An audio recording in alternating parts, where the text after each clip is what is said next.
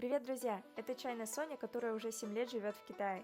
Сегодня я буду общаться с местными предпринимателями. Я поболтала с 3 совладельцами уникальной компании. Они объединили обжарку кофе и лизинг оборудования в одну систему и имеют самую большую производственную линию на юге Китая. Давайте узнаем, как они это сделали и что стоит за их успехом. Погнали! Hi, Man Liu. 你好。 What is the maximum daily sales volume that coffee shop can achieve per day? 从我们的数据来说的话，其实每一个咖啡馆周六日的时候，可能就是3000块钱到8000块钱的营业额。其实在中国的话，因为现在铺店的那个非常多啊，你可能看到一条街可能100米，你就可以看到有10几20家的这种咖啡馆，所以他们的整体的那个营业额都不会算很高的，都是3000到8000左右。 How challenging it is to break into the coffee industry today in China, and do you believe that the market has reached its saturation? 因为咖啡它是一个外来的一个文化。 啊，那在中国的话，其实近这1-2年来说的话，因为中国在咖啡这一个发展的历史来说的话，其实一直都在有进步。然后每一年你可能看到不同的品牌，不同的产品，不一样的东西，然后出现在大众的那个眼前。那其实对于我们整一个咖啡的一个发展来说的话，挑战嘛肯定是很大的啊。 因为供应商做工厂的也很多，开咖啡馆的也很多，所以都非常我们中国人说的非常卷啊。但是你说有没有达到饱和的话，我觉得这个东西的话很难达到饱和，因为从数据来说的话，其实人均的那个中国人消费咖啡的话，其实还是比较少的啊，一般都是现在已经好了，可能。 就是平均3杯左右，但是在外国一些数据的话，他们可能达到8到10杯。但是我们一直坚持的就是品质取胜。那接下来到最后的时候，肯定就是说，你只有品质好的，你才能够在这个市场上面有更大的竞争力。啊，我们是在挑战当中。What is the key feature of your roasting robot line? 我们选用这一个 Pobet 的产线的话，是因为第一，它已经超100年的一个这样的技术啊。第二个最大的特色就是它能够让每一炉出来的豆子它都是非常稳定的。而我们作为供应商最需要的就是这一种稳定、高品质、稳定输出的产品。所以从开工厂的第一天，我们就选用了这一个品牌的机器。 然后我们还会有60公斤再到120公斤的机器，在今年已经可以到我们工厂了。所以它是一个工业级的一个烘焙机器，所以对于我们接下来的一个品牌，它是有一个提升的。所以它最大的特色就是稳定。好，谢谢。Nathan. Hi. Hi. Good afternoon. Thank you very much for your hospitality. It's a big pleasure to have one day with you in your coffee shop, in your office, and to see the whole business from inside. Even though we are drinking tea, Yep. I would like to talk about coffee. Yeah, for sure. And my first question is, what do you think is the secret of good coffee? Actually, I wouldn't say there will be a perfect coffee. There will be a few steps we need to have the coffee. And in my mindset, I've got 3 very key elements. For the first one, it got to be accessible. It's like tea. It's everywhere. It's everywhere in all our families. It's everywhere in all Chinese offices. And today we are talking about the coffee. I hope that the coffee can be accessible everywhere. And the second part is the affordability. In the past, let's date it back to 1999. The first Starbucks entered to Chinese market into Shanghai. At the time, a cup of coffee is almost like a half hundred. Talking about 50 RMB, it's really, really expensive for most of the people. So it means that most of the people cannot afford that on their daily life.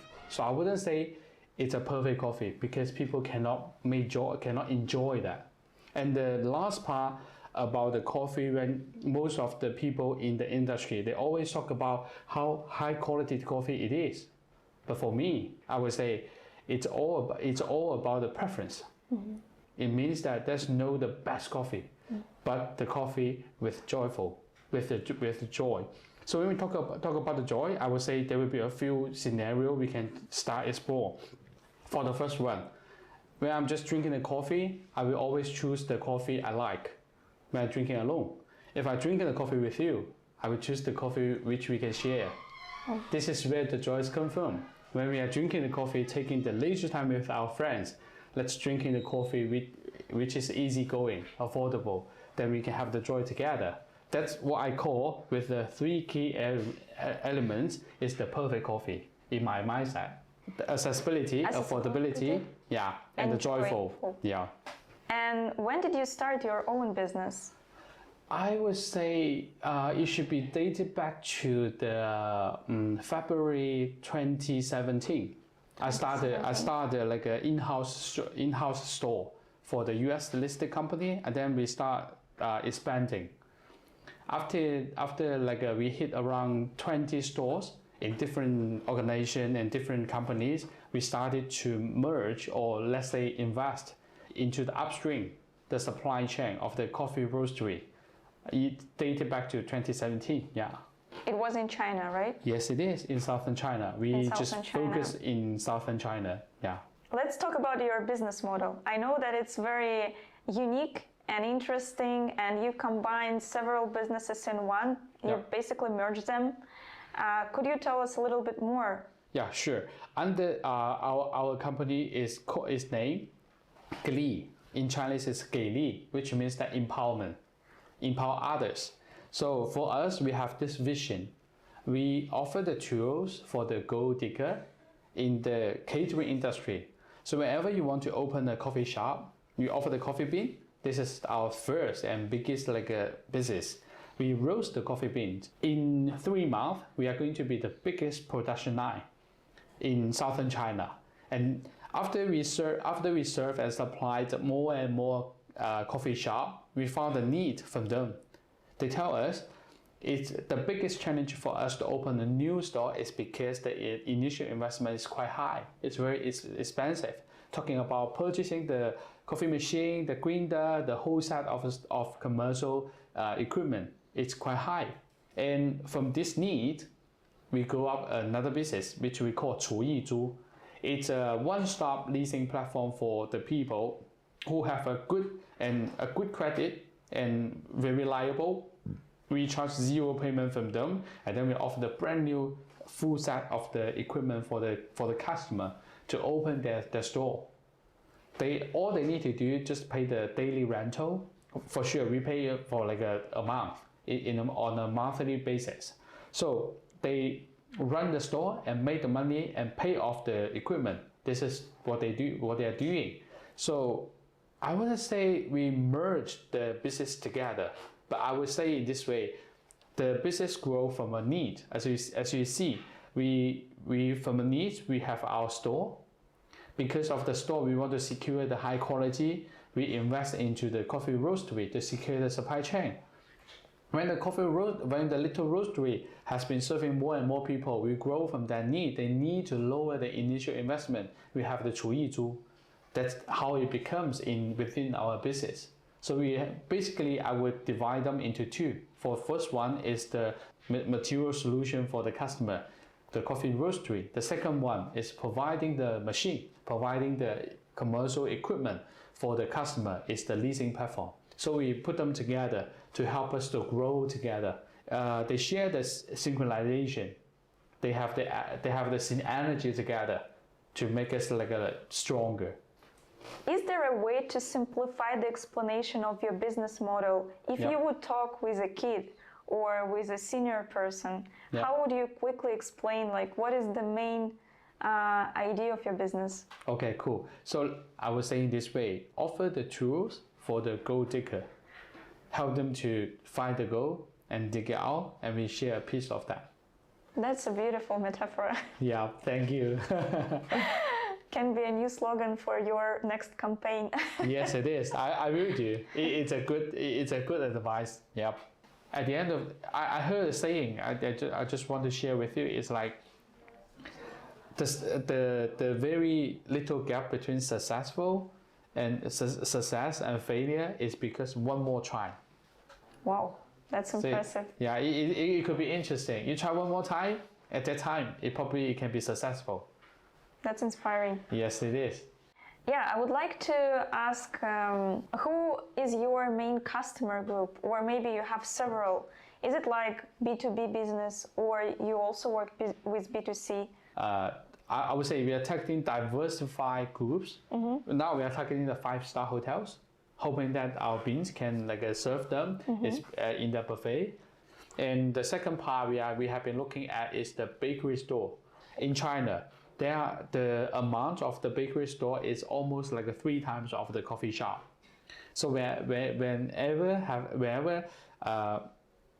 one bakery store have a coffee machine, it's going to be a huge business. The huge business is going to help us to grow. And the last part we are really focused into the office business. We hope that wherever they step into the offices, they can have a coffee on their own by a press of the button. So we are targeting different group, and we are still trying different channel. China is growing so fast in different industries, and I do believe that it's a realistic goal with the right team in the head. So I wish you good luck, and that's a really ambitious aims, but I'm pretty sure that you will be able to make it with the right strategy. Thank you so much. I'm really looking forward for the future, and the whole team is sharing with the vision, hoping that we can contribute a little bit to the industry, not just looking for the money. If we can contribute in the industry, which means that we provide the value for the industry, and the value can be paid back with our sales, and hopefully we can just be a little bit bigger, and we can earn a little bit more, so we can have a better team to get closer to the vision and the end game of ours. How many people are in your team right now? Almost 100 staff already. 1/3 of them is working in the manufacturing, back into our factory, the roastery factory, and 1/3 is working at the backstage. When you talk about backstage, it's about the finance and finance, compliance, and the management team. And 1/3 they are working in the Chu Yi Zu, the leasing platform. Yep. How would you name the main rule of doing business in China? After study and work abroad for years, I would say it's all the same. The only difference it is from the way we tackle things. So let's get back to the big picture. For the first thing, no matter where you are, you have to find the true need. During let's say, the trend of entrepreneurship in China in the past 10 years, you can find there will be a lot of different product you've never seen. But why some of the product, or let's say why the majority of the product cannot succeed or cannot survive in the market, is because they're not the true need. No matter if you are starting the business in China or you're starting the business in US, you gotta have to find a true need, of which the people are willing to pay to buy the solution. It's the pain point. So this is one of the first thing. And the second thing we have to get closer to the local market. That's why you said what we need to do, what is the main rule for us to do in China's market.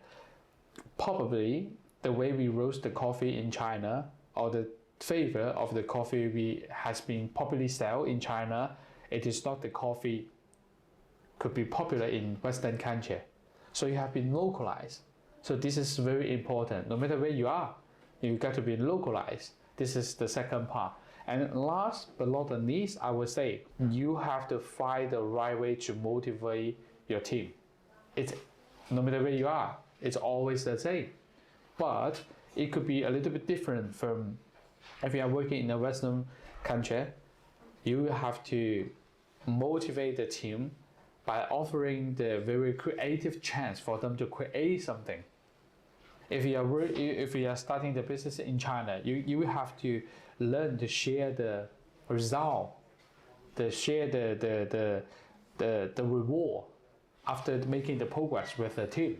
So that's how it is different. But from the big element, for the key element, they're almost the same.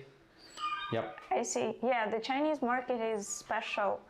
The culture is very strong. The way how we promote products, business here is completely different from the West. So localization is definitely the point each entrepreneur has to think about. If we're talking about coffee business, what is the right localization for the Chinese market would be? In the catering, in the coffee industry, there's always your own preference. I can only tell my own preference. In China, we don't have a long history of drinking coffee, but in Australia, in Italy, in Germany, in Europe country, they have been drinking coffee for a really long time. But how can we define how good the quality it is after drinking for over 200 years? But in China, we kind of skip the so-so coffee quality. We just jump into the specialty coffee level. So in the very beginning, we have been enjoying the specialty coffee level. And the way to roast the coffee, it should be 100% Arabica. Mm-hmm. And when we talk about 100% Arabica, instead in the Europe country, they are offering the Robusta and Arabica mixed for the blend. It's quite interesting. It's because the more they drink in Europe, the stronger the coffee they want it to be. They have to add in the Robusta. But in China, everyone hates the bitter coffee, but they want a stronger one. Because of the influence from the Japan and Taiwan and Hong Kong, we started to drink the 100% Arabica, of which they have more flavor and more texture, talking about more aroma of the floral aroma and the very clean aftertaste. So I would say this is the main difference. We skip kind of the social quality and jump into a specialty coffee. So that's why they have a very high quality requirement of the coffee in China. So in the very beginning, we have to learn how to roast the good coffee instead of coffee only for daily life. Because in the past, you have to pay a 50 yuan for 1 cup of it. So I would say this is the difference. Ivan is our expert in leasing equipment part of the business, and Yes. we would like to discuss this part of business with you. So my first question, how to get leasing in China, and is there any difference between leasing in China and in the West? For the China leasing market, now it's really basing a basic stage. Is because it's lacking the platform, the leasing platform, and the credit system. But in the European and the American, the leasing platform is really leading because they have the credit system and really completing the after sales service. Yes. So the market is still developing and growing, so it's initial stage. Yes. Can we say that you are pioneers in this business? Yes, we are, because in China market, we are the first platform for the leasing, for the commercial leasing. How long is the leasing period for your equipment in China? At the moment, we offer 1 year, it means the 12-month leasing plan for our leasing. In this year, 2024, we might open 24 months or 36 months. Mm-hmm. So after 12-month leasing, we will the equipment is given to the customer, to the leasing. As far as I understood, the key selling point of your business is that people don't really need to pay money for leasing, they have to buy coffee beans, right? Yes, Can yes. you tell a little bit more about this pattern? Like, how does it work? Yeah, so customer use our material or our coffee bean. We have a free machine for the customer, as like a hotel or restaurant or even like office.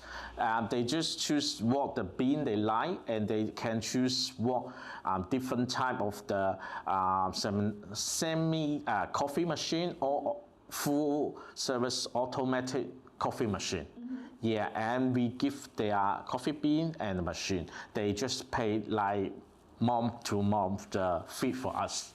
And also we providing some different application support, like they have like different drinks they want, like special latte or special flat white, something like that.